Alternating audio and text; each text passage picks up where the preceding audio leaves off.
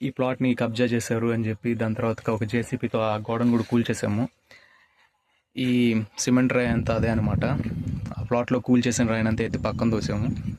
పక్కన దోసి ఇంకా మనం రీక్లెయిమ్ చేయాలి కాబట్టి మళ్ళీ మన గోడ వస్తుంది. ఇక్కడ కొన్ని మీకు టెక్నికల్ డీటెయిల్స్ చెప్తాను. కొంతమంది ఏమన్నారంటే, ఎందుకు గోడ కొట్టేయాలి, ఇదే గోడ పెట్టేయచ్చు కదా, ఆ గోడ పైన ఇంకో 2 రాళ్ళు ఎక్కువ వేసుకోవచ్చు కదా అని అన్నారు. ఇక్కడ ఏంటి అంటే చాలా కేర్ఫుల్గానండి. కబ్జా చేసిన వాళ్ళు గోడ కట్టారు.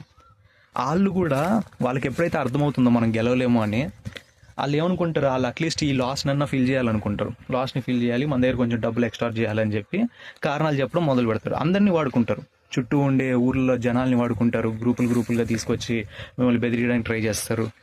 దాని తర్వాత దేవుడికి డబ్బులు ఇవ్వాలి అంటారు. గుడి కడతాము, దేవుడికి డబ్బులు ఇవ్వాలి అంటాడు. రెండోది, నేను ప్లాట్లో గోడ కట్టని, గోడకి డబ్బులు ఇవ్వ అంటాడు. మీరు ఎక్కడైనా సరే కాంప్రమైజ్ అయితే 1% అయినా మీరు కాంప్రమైజ్ అయ్యి, సరే పోనీ గోడ కట్టారు కదా డబ్బులు ఇద్దాము అని మీరు కాంప్రమైజ్ అయితే అయిపోయింది, అక్కడ మీ డెసిషన్ అయిపోయింది. అస్సలు రూత్లెస్గా ఉండాలి.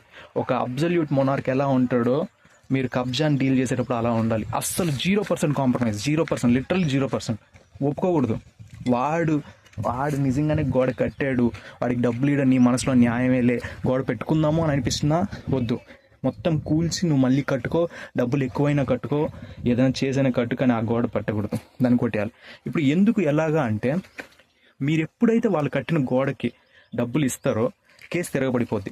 అప్పుడు అది కబ్జా కేసు నుంచి అది ఒక మామూలు డిస్ప్యూట్గా మారిపోద్ది. ఎలా అంటే, మీరు ఏదైతే పేమెంట్ చేస్తారో ఆ గోడ వాళ్ళు కట్టినందుకు మీరు ఏదైతే వాళ్ళకి పేమెంట్ చేస్తారో ఆ పేమెంట్ని వాళ్ళు ప్రూఫ్గా చూపిస్తారు.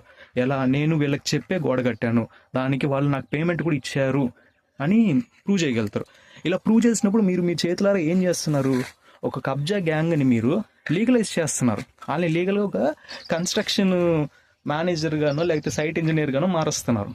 సో మీరు చేసే తప్పు మీపైనే కాకుండా రేపు వాడు ఇంకేదో ప్లాట్లో కూడా వాడు అలా కబ్జా చేస్తాడు. సో మీరు మన ముందర తప్పు జరిగినప్పుడు మనం అక్కడ దాన్ని ఖండించాలి, దాన్ని అక్కడే తెగ్గొట్టాలి. దానివల్ల ఇంకెక్కడో ఎవడో ఒక అమాయకుడు బలవకుండా ఆగుతాడు. మీరు ఎప్పుడు అలా డబ్బులు ఇవ్వకూడదు. 0% కాంప్రమైజ్, అంతే, రూత్లెస్, లిటరల్లీ అట్లానే ఉండాలి. ఆడు భయపెట్టడం, ఆడు 10 మంది గ్యాంగ్ని వేసుకొని రావటం, నాకు ఆ పొలిటీషియన్ తెలుసు, వీళ్ళు తెలుసు అనటం, ఇవన్నీ చాలా కామన్. 100లో 90% అవన్నీ అబద్ధాలు ఉంటాయి. జస్ట్ ఆ సిచ్యువేషన్ని మీరు డీల్ చేయాల్సింది, మీకు కావాల్సింది ధైర్యం. ఆ మూమెంట్లో నిన్ను రౌండప్ చేసినప్పుడు నువ్వు ధైర్యంగా నిల్చోవాలి. దానికి నీకు కావాల్సింది నీ ప్రాపర్టీ పైన నీకు అవగాహన ఉండాలి. నువ్వు ఎలాంటి ప్రాపర్టీ కొన్నావు, ఎక్కడ కొన్నావు, ఆ ప్రాపర్టీ డీటెయిల్స్, అది డీకేటీనా, రిజిస్టర్డా, ఆ డాక్యుమెంట్స్లో లింక్ డాక్యుమెంట్స్ ఉండాలి. ఒకవేళ అది attorney general, power of attorney వాళ్ళు వచ్చి ఉంటే అవి సపరేట్ డాక్యుమెంట్స్ పెట్టుకోవాలి.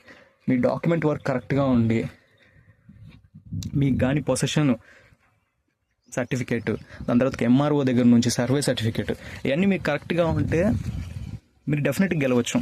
కానీ ఇక్కడ కూడా ఒక మెకైవెలియన్ వే ఆఫ్ డీలింగ్ తీసుకోవాలి.